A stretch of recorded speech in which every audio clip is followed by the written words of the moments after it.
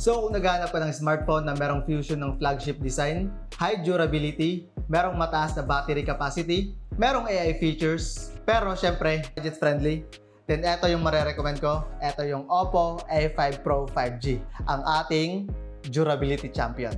What is up guys? It's your Kuya Arns. Another day, another gadget na naman yung gagawa natin ng review.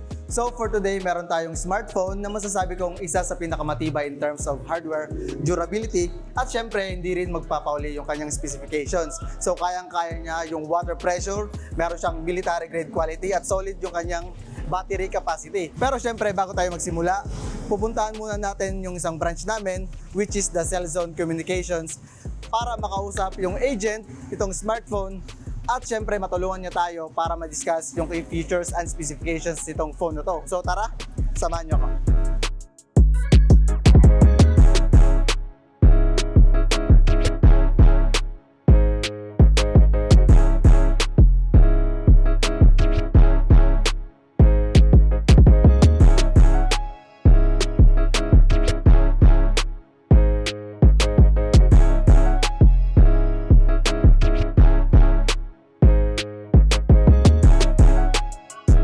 So andito na tayo ngayon sa Cellzone Communications and kakausapin na natin yung agent ng Oppo para matulungan tayo may discuss yung mga features and specifications nitong bago nilang unit. So tara! Andito na tayo ngayon sa loob ng Cellzone Communications and andito si Sir Raymond ng Oppo and tutulungan niya tayong i-discuss yung mga key features nitong ating bagong phone na Oppo A5 Pro. So Sir Raymond, pwede bang may discuss yung mga key features na ito? Okay, yes. Good afternoon pala guys. So, mayroon tayong bagong Oppo A5 Pro. Bali, si A5 Pro po is mayroon siyang 3 variant. Bali, yung 3 variant po namin is yung 8128 worth of 10,999. Then yung 8256 4G 13,999. Then yung 8256 na 5G naman is yung 15,999. Bali yung key features niya or yung pinaka-highlights nito is naka IP69 na kaya niya yung mga water and dust resistance or high pressure na kung in case din sa pinaka-durability gumagamit din kami ng military grade shock resistance. Bali anti-fall, anti-pressure din, anti-scratch na po si A5 Pro. So Sir Raymond, pwede ba tong ibagsak? Safe ba siya? Kung in case sa fall or mga accidentally. Sa hot water tsaka cold water? Mayroon din siyang mga minutes ng available. Okay. So, ilang minutes lang sa hot and cold water? Then, yung processor naman niya, kung in case sa gaming, gumagamit din tayo ng Snapdragon 6 Gen 1. Baka mahilig kayo sa gaming. Then, yung advantage din niya, kung in case sa gaming is naka 5.8 yung battery. So, mas matagal mo siyang magagamit in case of gaming. Pero, fast charging. So bigger battery. Ilang minutes lang natin kailangan i-charge para Bali, mga 1 or 10 minutes because gumagamit na siya ng 45 watts Super Book. Oh, ang bilis yung ginagamit niya. With plus pa yan ng Snapdragon 6 Gen 1. Yung AI features nito, Sir Raymond? Yes, gumagamit din po pala kami ng AI.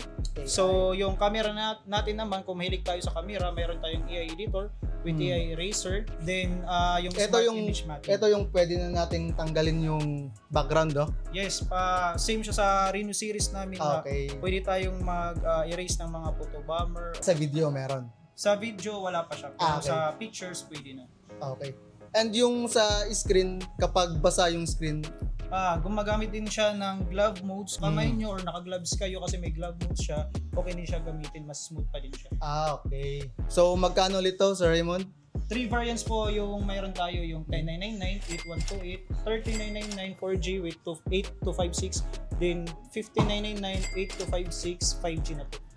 And if ever na walang cash si customer, pwede rin natin. Available din pala tayo guys sa installment, Skyro, din home credit with Sir Raymond. Okay. So gusto kong pasalamat kay Sir Raymond. Sir Raymond, thank you sa iyong time. And baka meron kang gustong i-promote. Bali guys, kung gusto nyo bumili ng cellphone, available tayo in front lang sa Super Metro sa Magsaysay Boulevard, corner sa Asis, then Asis Street, then available kami through cash, home credit, then credit card. Yun lang guys. Okay, thank you Sir Raymond. Then, thank you din. Tara.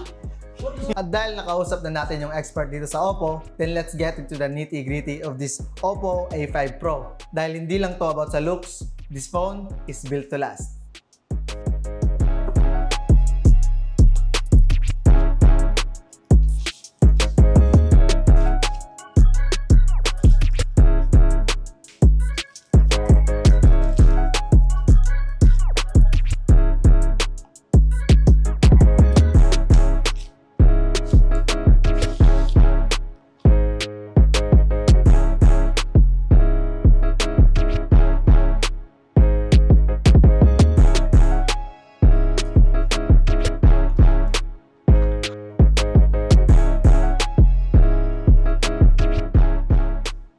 So bago natin i-discuss yung kanyang features, pag-usapan muna natin yung kanyang design. Kasi alam naman natin that first impressions last. And with the Oppo A5 Pro, meron siyang unibody frame na merong tighter seal against dust and water. Meron siyang bigat na 195 grams and very solid yung feel niya sa kamay, na hindi na mukhang bulky or awkward hawakan. Meron ding dinagdag na flare design sa kanyang cover, pati na rin yung kanyang volcanic vent lens design, which is understated pero distinctive. So available to in 3 different colors. So meron siyang mocha brown, which has the vegan leather finish para sa more sophisticated vibe. Itong hawak naman natin is the olive green na merong cool hazy matte coating that feels premium and unique. And lastly, the bloom pink para sa girly vibes. And sabi ko kanina na meron siyang tighter seal for water and dust kasi meron itong IP69 rating. Meaning meron itong all-around water resistant body, which has been proven to resist immersion or paglubog sa tubig ng hanggang 1.5 meters for 30 minutes. Kaya din ito yung mga high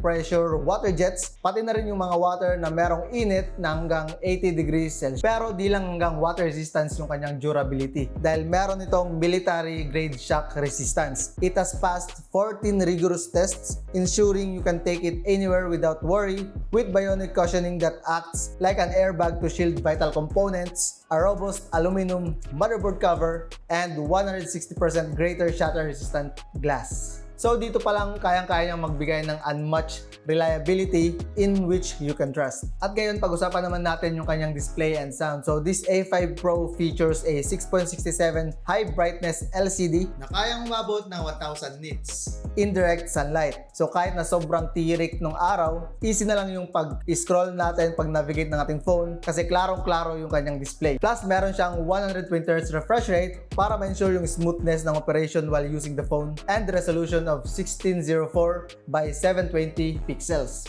Yung kanyang glass cover naman is a Corning Gorilla Glass 7i Sensation. So with this, may ensure natin na matibay talaga yung kanyang cover. Meron din tong glove touch technology wherein pwede pa rin natin itong magamit kahit na meron tayong suot na gloves. Plus kahit basa yung kanyang screen or merong mga droplets sa kanyang screen, very responsive pa rin yung kanyang touch interaction. And with the audio, it has a dual stereo speakers. Sobrang lakas ng speakers nito because of the ultra volume mode na kayang umabot ng up to 300%. Sa laptop, and of course, meron din sa smartphones. At isa sa example nito is itong Oppo Reno 12 5G. In terms of specs and performance, meron siyang Qualcomm Snapdragon 6S 4G, Gen 1 octa-core CPU, and Qualcomm Adreno 610 GPU. It runs on ColorOS 50.0 based on Android 15, and this model has different storage variants. So yung hawak natin is an 8GB memory with 128GB of storage. Available din yung ating 256GB of storage. We can also expand the memory using the RAM expansion feature, wherein pwede tayong magdagdag ng 4GB up to 8GB of RAM. Nag-try din tayo maglaro ng Mobile Legends in high settings, and guess what? Napaka-smooth ng ating gameplay. So eto nga pala yung nakuha nating mga benchmark results.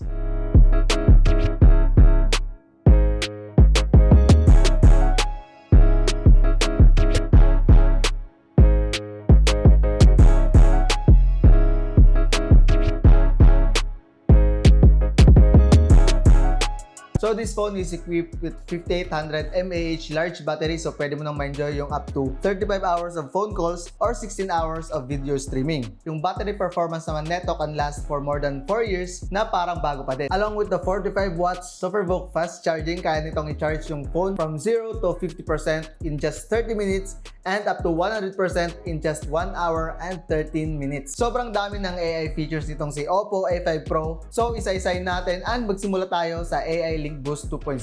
Sinisiguro ni AI Link Boost 2.0 technology ang steady at malakas na connection even in crowded places or remote areas. It also has AI Game Boost plus VC Cooling, which automatically allocates system resource to match each game's needs para ma-ensure ang smooth gameplay without overloading the phone. Combined with advanced cooling technology, your device can stay cool and stable para ma-enjoy mo yung uninterrupted gaming without overheating and lag. If ever meron tayong mga camera shots na merong motion blur or graininess, itong si A5 Pro ay merong AI Unblur at AI Clarity Enhancer. So, paano to gumagana? The A5 Pro analyzes the image, identifies the blur spots, and fills in the details for a sharper final photo. Perfect to sa mga fast-moving kids, pets, or low-light scenarios. So, kung gusto mo naman kumuha ng mga cityscapes or photos against mirrored windows, then etong AI Reflection Remover is the key. Kaya nitong i-remove yung window glare and reflections. So, yung shots natin will focus on the scenery and not on the reflection.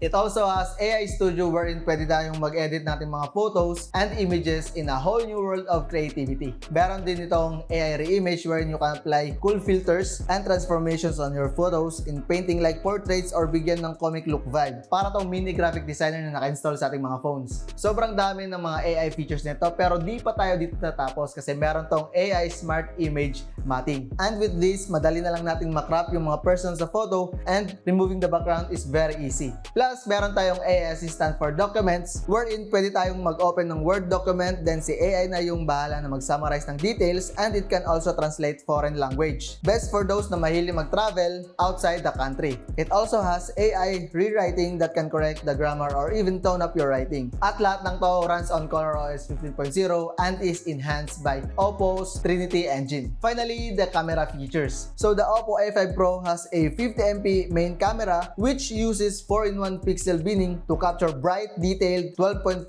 megapixel images by default. Kung gusto mo naman ng maximum detail, pwede nating switch into full 50MP mode. Meron din itong 2MP bokeh portrait lens for more subject-focused shots. And napakagandang blur effect sa background. Yung front camera naman neto has an 8 megapixels camera lens. Ito yung sample shots natin on well-lit environments.